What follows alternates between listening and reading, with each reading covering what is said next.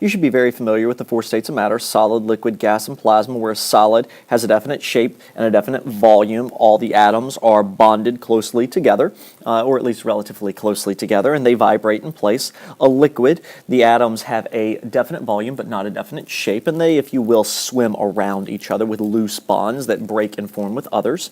Gases do not have a definite shape and definite volume. Liquids take on the shape of their container, and gases take on the shape of their container and the volume of their container, and their atoms or molecules move, at least comparatively, relatively rapidly. Plasmas are ionized gas. Either they have been heated or in other ways ionized, such that the electrons have been stripped off of the nucleus.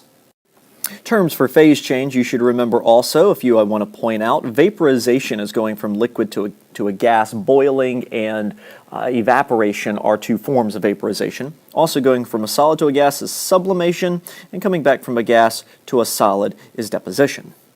The thing you might not remember, but is absolutely critical to this lesson, is that during a phase change, all of the energy goes into changing the state of matter. That's going to break bonds, form bonds, to actually change the state of matter. And none of it goes into actually changing the temperature. Temperature remains constant during a phase change, as long as you're mixing it so you don't have some areas already heating up and others still in phase change. So during phase change, temperature remaining constant, all of the energy goes into changing the phase, which means here, for example, this is a water curve. You can see we had solid ice and then we heat it up. Here's the melting point. During this time, the temperature of the mixture does not change. Instead, all the energy goes to convert from solid to liquid form of water. And the temperature actually won't increase until all of the ice, the solid water, has been converted into liquid water. Once all of it has been converted, then all the energy that is continuing to be put in will actually increase the temperature of the water. This is, of course, assuming that you're mixing it and so forth, so that you don't have pockets of water in the ice water that's getting heated up. We're going to ignore that idea for now. And it might feel kind of odd. All of the energy goes into changing the state of matter, and it does not heat up the substance until the phase change has been completed. Now, the energy required for phase change is called latent heat, and we have two types. Latent heat of fusion is where you're changing from a solid to liquid, and latent heat of vaporization is where you're changing from liquid to gas, and of course vice versa, liquid to solid, gas to liquid.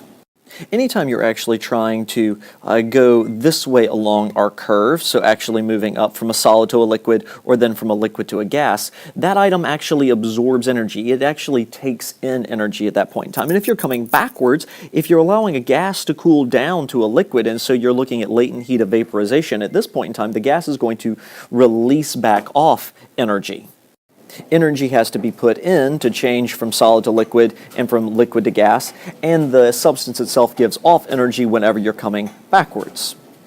Now, the equation that we use to calculate how much energy we actually either give off or we have to put in during a phase change, delta Q equals M for the mass of the substance times L for the specific latent heat, or the latent heat, whether it's fusion or vaporization. Here's a table of some latent heat of fusions and some latent heat of vaporizations. And of course, those transformations always happen at their melting and boiling point, because remember, temperature does not change. Also, notice what's missing from this equation compared to the other equation that you were familiar with for specific heat. There is no change in temperature here because temperature does not change during a phase change.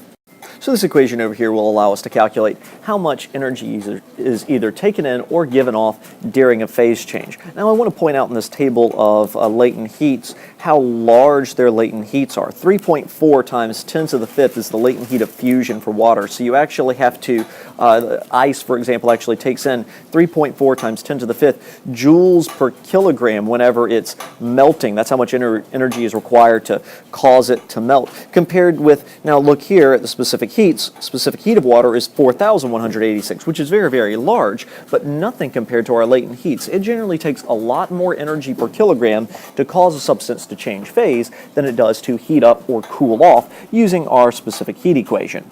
A couple of example problems for us now. How much energy must a freezer remove in order to freeze a single ice cube, about 45 grams? And let's assume that it starts out at liquid water, 0 degrees Celsius, and we're going to cool it down now, taking away energy. Not cool it down is incorrect because it's already at 0 degrees Celsius, but we're going to convert all of that liquid water into solid ice. Whenever we're trying to change phase, we use our latent heat equation, and this specifically here, because we're changing from a liquid to solid, is the latent heat of fusion. So I'm going to put a little subscript F there to remind me that that's latent heat of fusion. And I know everything else here. I know the mass that I'm looking for, 45 grams, 0.045 kilograms, and from the table on the previous slide, I know the latent heat of fusion for water. And it turns out that our freezer would have to remove, using significant figures, two significant figures from the mass, 15,000 joules, or about 15 kilojoules of energy, just to take 45 grams of water and freeze it into a single ice cube. All right, in our next question, we have a southern gentleman who wants to drink a glass of tea, and so after he makes the tea, it turns out that whenever he pours his glass, it's initially at 89 degrees Celsius, and tea is vast majority water. So whenever we're dealing with this, we're going to pretend the tea is water, because it pretty much is. And he wants to get it all the way cooled down to 0 degrees Celsius. He likes his tea at ice cold, if you will. So how much ice, in terms of mass, must he add to actually cool down? And I gave a mass for the tea, 400 grams. How much ice must he add to get the tea to go from 89 degrees Celsius down to 0 degrees Celsius? So the entire goal of this problem is we want to cool down the temperature from 89 degrees Celsius to 0 degrees Celsius. And anytime you see that you're staying inside the same phase, I'm not trying to turn my tea into a solid here, you're staying inside the same phase and you're trying to change the temperature, that's delta Q equals MC delta T. And I know the change in temperature, right? I'm trying to go from 89 initially down to 0 degrees Celsius. I know the mass, 400 grams, 0.4 kilograms. I know the specific heat of water, and so I'm able to calculate how much energy the tea actually needs to have taken away from it. Now, where is that energy going to go? Well, the energy is actually going to go into the ice cubes. You're adding ice cubes, and what happens whenever you add ice cubes into a hot substance? Well, they begin to melt, right? And so we're looking for how many ice cubes, minimal amount, or here mass, we'll do number of ice cubes next. What is the minimal mass of ice cubes that we actually need to put in to cause the tea to cool down? Because however much energy the tea is able to give to the ice cubes is how much energy the ice cubes absorb, because that's what's happening as it's melting. It's absorbing energy to melt, and it's taking it from the tea around as it changes phase. So if we're thinking about energy, energy is coming from the liquid tea and going into the ice cubes. The ice cubes are changing phase because of that energy being given to them, and the tea is cooling down. So these delta Qs are actually the same, because the amount of energy the tea gives off is how much energy the ice absorbs.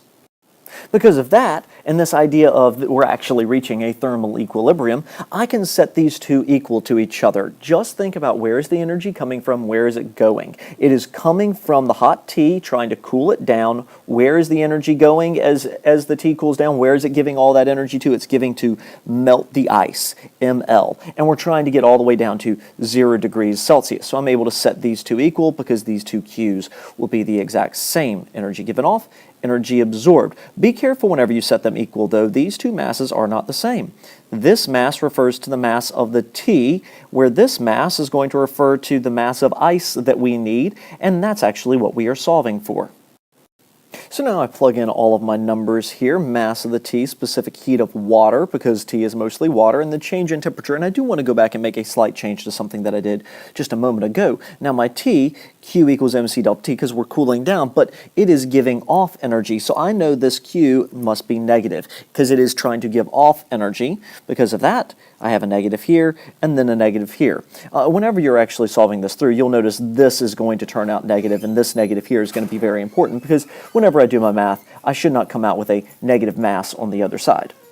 Now, substituting in on the other side, I'm looking for the mass, and here's the latent heat of fusion for water, because that's what we're doing. We're actually taking solid water, and we're giving it energy so that it melts and turns into liquid water.